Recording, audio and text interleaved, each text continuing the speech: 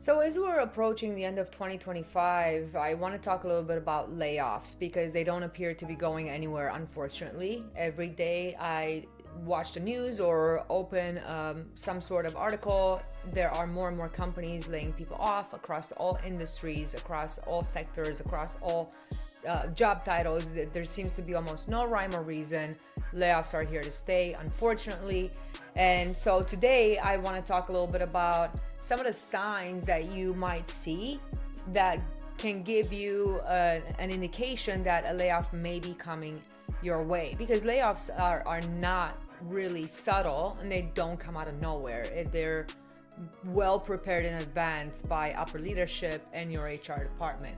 So let's jump right in. Let's talk about it. What are some clear signs that you might be getting laid off? Well, you're left out of the loop. That's one of the first signs. You are not given the information that you need to be able to carry out your duties. If you're in a manager role or director role or leadership role, you're left out of important meetings where your input has been needed in the past, and all of a sudden it's no longer needed. You don't have to be, you're optional in that meeting, or you don't even know the meeting is happening to begin with. So you're left out of the loop is a very, very clear sign that something might be wrong. You hear words in other meetings, and especially from leadership, talking about restructuring or realignment. Even if you don't hear restructure is a pretty clear word that something may be coming your way. But realignment, realignment is used in other contexts outside of possible layoffs. Like, hey, we need to realign on that project because it's off course, right? That's a normal scenario to use the word realignment in.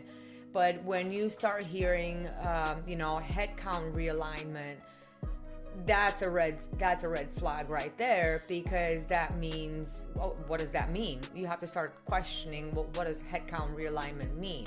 Who is realigning what? In what department? How many heads? And why? So that's another sign right there. And also, workload. Workload is a tricky one, because when I was laid off, my workload was equally as full as it had always been, if not more. So that one's a little bit of a fuzzy sign, but I still want to put it out there. So if, let's say, you're a subject matter expert, and historically people have gone to you, you've been part of a lot of projects, and now all of a sudden your workload starts to be much lighter. You find that you don't have as many meetings. You find that you have a lot more free time on your hands. That could be a red sign that you're starting, it goes hand in hand with being left out of the loop. They're starting to kind of take you out of the picture, out of the equation there, because they know you won't be around due to a layoff. So why have you involved? So pay attention to that as well. That's a really important one. But again, that's a little bit of a tricky one, because for me, I was busy. I was in active meetings, and contributing up until 20 minutes before I got the layoff meeting, right? And so for me, absolutely nothing changed, and that wasn't a good indicator, because my workload remained the same, if not increased, probably because the company knew I was going to be on that list, and they were trying to get as much out of me as possible before they kicked me out the door, which sucks, whatever, but that's what it was, right? So that's a little bit of a tricky one, but definitely pay attention to your workload. If it starts dropping, that could be an indicator right there. Another sign is that your leader may start being just too nice, okay? And of course, we all want to be nice at work. Of course, we all get along with each other. And it doesn't really matter if you've worked with this person for a long time or not. You've more than likely created some sort of environment that you both function in, so you kind of know how to read each other's emotions and tone and voice inflections and things like that. So start paying attention to the way they approach you. Are they being overly nice, beyond their usual nice? Or maybe are they starting to become distant? Because that's also a sign. They're starting to remove themselves from working with you before you're actually let go. So that could be a sign right there as well. Pay attention to it. Financial or organizational red flags. If you hear talk, that's a sign too, right? If you hear talk around you regarding we're gonna do a hiring freeze, for example, because our budget, or we're going to cancel a subscription to these 5 pieces of software that we've been using because we're trying to save money. Those are red flags. The company's hurting financially. They're gonna need to save costs somewhere. Unfortunately, the easy button is layoffs, so they just push it because once you get rid of 10 people, that's 10 salaries that you don't have to pay as a company anymore, on top of saving money on software and things like that. So pay attention to any sort of hiring freeze, or if you see your company has posted jobs and then taken them down a couple of weeks later without the jobs being actually filled. They just removed the job postings. So those are some signs right there. One-on-ones, this is an important one too. If your one-on-ones with your manager, they're just kind of vague, or they don't have any substance. You're not given any sort of coaching. You're not given any deliverables like, hey, I need you to run XYZ project and have it delivered 2 weeks from today, and I'll check in with you next week. That's a red sign, because if you're not getting any sort of homework from your leader, then more than likely you're going to be taken out of the picture. One that's also important that I saw coming, because because of my position, I had a lot of control over different, SOPs, standard operating procedures, and documentation, and I was doing some contract reviews at the time that were still on my plate. All of a sudden, my leader started asking me for access to that information. Hey, where do I find this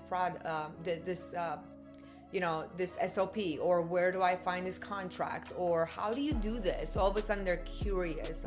How do you do this? How do you sign into this platform? How do you run this report, right? And it's sudden. It's not part of their MO of wanting to learn up to that point. It's all of a sudden they need all this information. All of a sudden they want access to all these databases and repositories that they couldn't have cared less about in the past, because you were the one doing the freaking job. So that's definitely a red flag right there. One that I saw that may be a little more subtle, I was in a leadership position. I was leading leaders, and my leader bypassed me and went and started talking directly to my team heavily. Right? No one says you can't skip levels. Of course, I expect my leader to be very familiar with the leaders that report into me and have relationships with them and communicate with them on a regular basis. But this was above and beyond, where I was basically not relied upon to make decisions anymore, and my leader was going to my leaders reporting into me, and they were making decisions together. I don't want to say behind my back, but I do want to say behind my back, because that's really what was happening. Okay, so I was like, man, something's not right. I remember telling my husband, this doesn't smell good. It doesn't smell right. Something's fishy, man. And, I didn't know if maybe I was being paranoid or what, but when you're used to people exhibiting certain patterns in the way they behave at work, and all of a sudden they start breaking that pattern, you should be questioning that and follow their behavior to understand why it's happening. Vague feedback, no feedback whatsoever about your performance. That's an important one, because we're all there to perform. We're all at work to perform some sort of duty and deliver some sort of task. And if I'm not receiving any sort of performance feedback, then it appears that you don't need my performance anymore, right? So that's another sign as well. One that's really important is also reduced visibility into leadership. So what I mean by that is, let's say that you report to a manager, but you also have meetings, regular meetings, either one-on-ones or with your manager involved, to their manager, right? Their leader. And all of a sudden those stop. They just stop altogether. Well, that's a problem, because again, that's a sign that you may not be needed So why should they meet with you? Why should they waste their time meeting with you? Or if you didn't have those meetings set up to begin with, and you attempt to set up meetings with your manager's manager and your manager blocks you, that's a very clear red sign.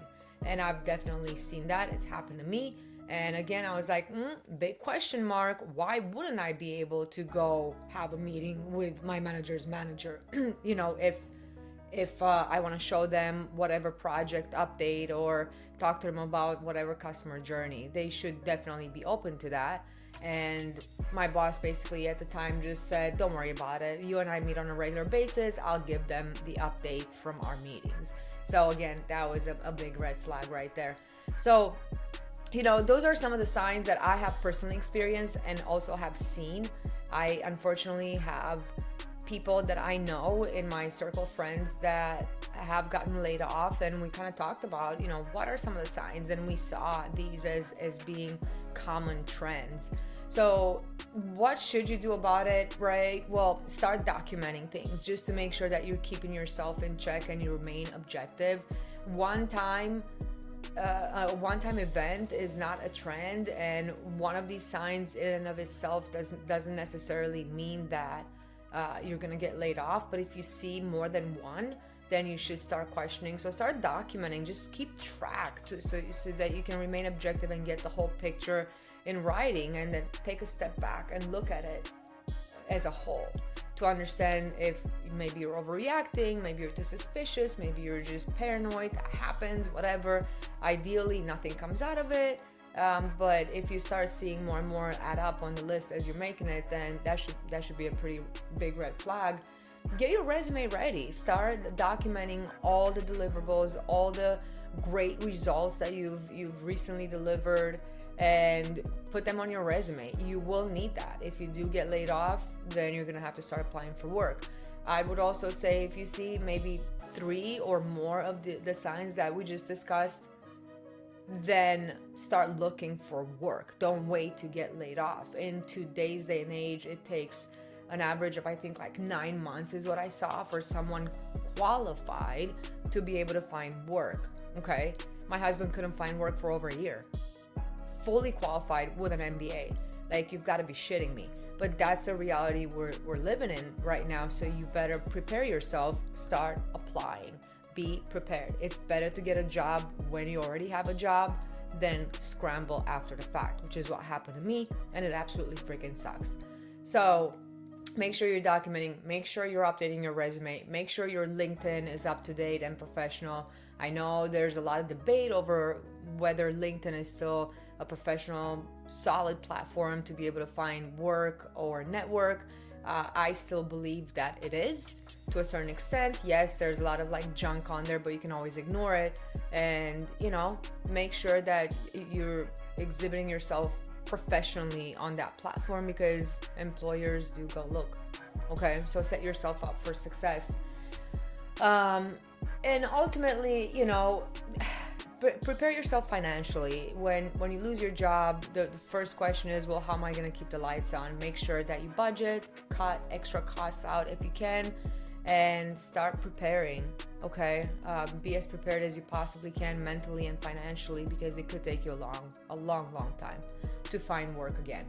So, you know, in closing, I really do hope that this does not happen to you. But I did want to talk about these signs, because even though I saw them coming, getting laid off was still a punch in the gut, and it catches you off guard no matter how well prepared you are. So tell me your thoughts. Tell me what signs you've seen, maybe with other people, hopefully not you, but maybe you've seen other people laid off, and what signs have they seen? Please comment below, and if you enjoyed the video, please consider subscribing and liking, and I hope you have a great day.